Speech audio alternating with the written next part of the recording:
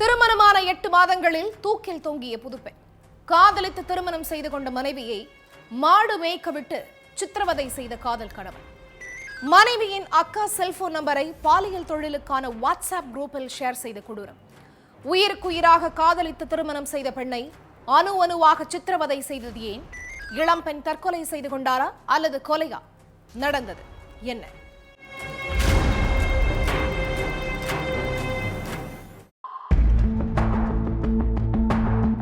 பக்கத்து வீட்டில் புதுசா கல்யாணமாகி வந்த ஒரு இளம்பெண் திடீர்னு தூக்கு போட்டு தற்கொலை பண்ணிக்கிட்டாங்க சார்னு அக்கம் பக்கத்தில் உள்ளவங்க போலீஸ் ஸ்டேஷனுக்கு ஃபோன் பண்ணி தகவலை சொல்லியிருக்காங்க. உடனே ஸ்பாட்டுக்கு போன காவலர்கள் நடு வீட்டில் கிடத்தி வச்சிருந்த இளம்பெண் சடலத்தை மீட்டு போஸ்ட்மார்ட்டத்துக்கு அனுப்பி வைக்கிற வேலையில இறங்கினாங்க. அந்த நேரத்தில் மகள் தற்கொலை பண்ணிக்கிட்டாங்கிற செய்தியை கேட்டு பதறி அடிச்சு வந்த பெற்றோர் ஆசையா பெத்து வளர்த்த மகள் சடலமா கிடக்கிறத பார்த்து நொறுங்கி போயிட்டாங்க. அதுக்கு பிறகு இளம்பெண் சடலத்தை மீட்டு போஸ்ட்மார்ட்டத்துக்கு அனுப்பி வச்ச போலீஸ் வீட்டில் என்ன நடந்ததுன்னு விசாரணையை தொடங்கினாங்க. அதுல தான் பல திடுக்கிடும் தகவல்கள்லாம் வெளிச்சத்துக்கு வந்து பதற வச்சிருக்குது. திருவண்ணாமலை ஆரணியில உள்ள தெல்லூர் கிராமத்தை சேர்ந்த பாஸ்கரன் சாந்தி தம்பதிக்கு 2 மகள்கள், ஒரு மகன். பிஃபார்ம் படிச்ச 3வது மகள் ரோகிணி ஆரணியில இருக்கிற மெடிக்கல்ல வேலை பார்த்துட்டு இருக்காங்க.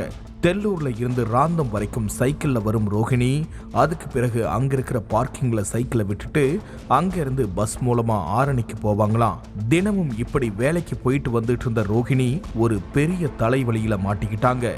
அந்த தலைவலி தான் லோகநாதன். சைக்கிளை விட வந்து போறப்ப ரோகிணியை பார்த்த லோகநாதனுக்கு அவங்க மேல ஒரு ஈர்ப்பு வந்திருக்கு. கட்டினா இந்த பொண்ணை தான் கட்டணும்னு முடிவு பண்ண லோகநாதன் ரோஹிணி பார்க்கிங்க்கு வரதுக்கு முன்னாடியே டிப் டாப்பா ரெடியாகி பார்க்கிங் கிட்ட வந்து நின்று இருக்காரு. ஓரமா நின்று ரோஹிணியை பார்த்து லவ் பண்ண ஆரம்பிச்ச லோகநாதன் ஒரு நாள் தன்னுடைய காதலை ரோஹிணி கிட்ட சொல்லி இருக்காரு. லோகநாதன் லவ் பண்றேன்னு சொன்னதும் முதல்ல ரோஹிணி அதை பெருசா கண்டுக்கல.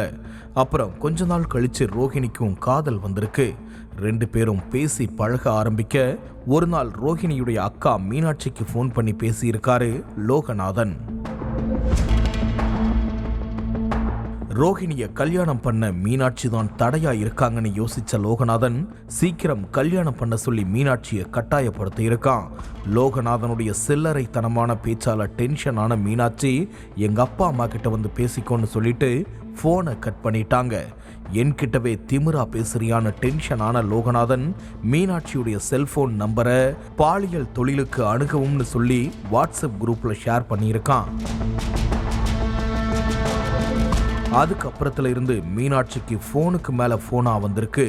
ஒரு கட்டத்துல பொறுமை இழந்த மீனாட்சி போலீஸ் ஸ்டேஷன்ல போய் அன்னோன் நம்பர்ல இருந்து கால் வந்துட்டே இருக்குன்னு சொல்லி கம்ப்ளைண்ட் பண்ணியிருக்காங்க. அதுக்கப்புறம் தான் லோகநாதன் பாலியல் தொழிலுக்கு அழைக்கவும்னு வாட்ஸ்அப் குரூப்ல சேட் பண்ணின விஷயம் தெரிய வந்திருக்கு. அடுத்து லோகநாதனை ஸ்டேஷனுக்கு கூப்பிட்டு எச்சரித்து அனுப்பி விட்டுருக்காங்க போலீஸ். தன்னுடைய அக்காவை லோகநாதன் இப்படி பண்ணிட்டானேன்னு கோபமான ரோஹிணி அவன்கிட்ட பேசாம இருந்திருக்காங்க. ரோஹிணி பேசாம இருக்கிறத நினைச்சு மன உளைச்சல்ல இருந்த லோகநாதன் பூச்சி மருந்த குடிச்சிருக்கான். மகன் பூச்சி மருந்த சாப்பிட்டதை பார்த்ததும் பதற்றமான தாய் லோகநாதனை மீட்டு ஹாஸ்பிட்டல்ல சேர்த்துட்டு நேரா ரோஹிணி வேலை பார்க்குற மெடிக்கலுக்கு போயிருக்காங்க. அங்க இருந்த ரோஹிணி கிட்ட நீ வேணாம்னு சொன்னதால என்னுடைய மகன் விஷத்தை குடிச்சிட்டு இப்போ ஹாஸ்பிட்டல்ல சீரியஸா இருக்காமா, நீ வந்தா அவனை காப்பாத்திடலாம்னு சொல்லி அழுதுருக்காங்க. நமக்காக ஒருத்தன் உயிரை கூட விட துணிஞ்சிட்டானேன்னு எமோஷனலான ரோஹிணி லோகநாதனை கல்யாணம் பண்ணிக்க முடிவு பண்ணாங்க. வீட்டை விட்டு வெளியேறி லோகநாதனை கல்யாணமும் பண்ணிக்கிட்டாங்க. காதல் மனைவிய ஒரு வாரம் சந்தோஷமா பார்த்துக்கிட்ட லோகநாதன் அதுக்கு பிறகு அவங்கள படாத பாடுபடுத்தி இருக்கான். ஏன்னா மீனாட்சியை பழி வாங்கறதுக்காக தான் ரோஹிணியுடைய காலில் விழுந்து அவங்கள கல்யாணம் பண்ணியிருக்கான். கல்யாணமான சில நாட்கள்லேயே வீட்டில் போய் நகை பணமெல்லாம் வாங்கிட்டு வான்னு சொல்லி அணுவா கொடுமைப்படுத்தி இருக்கான் லோகநாதன். ஆனா அது எல்லாத்தையும் பொறுத்துக்கிட்டு புகுந்த வீட்டில் இருந்த ரோஹிணி வழக்கம் போல ஆரணியில உள்ள மெடிக்கலுக்கு வேலைக்கு கிளம்பி இருக்காங்க. அப்போ நீ வேலைக்கெல்லாம் போகக்கூடாது, மாடுதான் மேய்க்கணும்னு அடிச்சு சித்திரவதை பண்ணியிருக்கான். அது மட்டுமில்லாம ரோஹிணி மாடு மேய்க்கணுங்கிறதுக்காக 2 மாடுகளை விலைக்கும் வாங்கியிருக்கான் அந்த கொடூர சைக்கோ. லோகநாதன் வீட்டுக்கு பின்னால அவங்களுடைய வயல்கள் இருக்கு.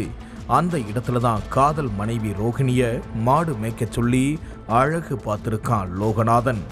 இப்படி தினம் தினம் சித்திரவதையை அனுபவிச்சிட்டு இருந்த ரோஹிணி ஒரு கட்டத்துல தாங்க முடியாம தன்னுடைய அம்மா வீட்டுக்கு போயிருக்காங்க. நகை பணத்தை கேட்டு தினமும் என்ன டார்ச்சர் பண்றான்னு சொல்லி கதறி அழுதுருக்காங்க ரோஹிணி. அதுக்கு நீ மாசமானதுக்கு அப்புறம் உன் சீமந்தத்துக்கு சீர் பண்றோம், இப்போ அட்ஜஸ்ட் பண்ணிக்கோ, நீ தேடி போன வாழ்க்கை தானே, எங்களால எதுவுமே செய்ய முடியாதுன்னு பெத்தவங்க சொல்லியிருக்காங்க. அதுக்கு பிறகு ரோஹிணியும் அங்கிருந்து கிளம்பி கணவன் வீட்டுக்கு போயிட்டாங்க. அம்மா வீட்டுக்கு போயிட்டு வந்த 15 நாட்கள்லேயே ரோஹிணி தூக்கு மாட்டி தற்கொலை பண்ணிக்கிட்டதா அவங்க மாமியார் ரோஹிணியுடைய அம்மாவுக்கு ஃபோன் பண்ணி சொல்லியிருக்காங்க. ஆனா வீட்டுல ரோஹிணி தூக்கு போட்டுக்கிட்டதுக்கு எந்த ஒரு தடயங்களும் இல்ல. ஃபேன்ல தூக்கு போட்டுக்கிட்டதா சொல்றாங்க. அந்த ஃபேன் வளைய கூட இல்ல. கயிறுல தூக்கு போட்டாங்களா சேலையில தூக்கு போட்டுக்கிட்டாங்களான்னு கூட தெரியல. ரோஹிணி தூக்கு மாட்டிக்கிட்டாங்கன்னு மாமியார் சொல்றது மர்மமாவே தான் இருக்கு. மகளுடைய மரணத்துல மர்மம் இருக்குன்னு நீதி கேட்டு போராட்டத்துல குதிச்ச ரோஹிணியுடைய பெற்றோரை போலீஸ்காரர் ஒருத்தர் பொய் கேஸ் போட்டு உள்ள தள்ளிடுவன்னு மிரட்டி இருக்காரு. நடுநிலையா இருந்து விசாரிக்க வேண்டிய போலீஸ்காரரே மக்களை அதிர்ச்சியாக வச்சிருக்கு. காதல் மனைவியை சித்திரவதை பண்ண லோகநாதனை கைது பண்ண போலீஸ் தலைமறைவா இருக்கிற அவங்க அம்மா அப்பாவை தேடிக்கிட்டு இருக்காங்க. அக்காவை பழி வாங்கிறதுக்காக காதல் நாடகம் நடத்தி தங்கச்சிய கல்யாணம் பண்ணி மரண குழியில தள்ளும் அளவுக்கு சைக்கோ புத்தி கொண்ட லோகநாதன் சிறையில கம்பி எண்ணிக்கிட்டு இருக்கான்.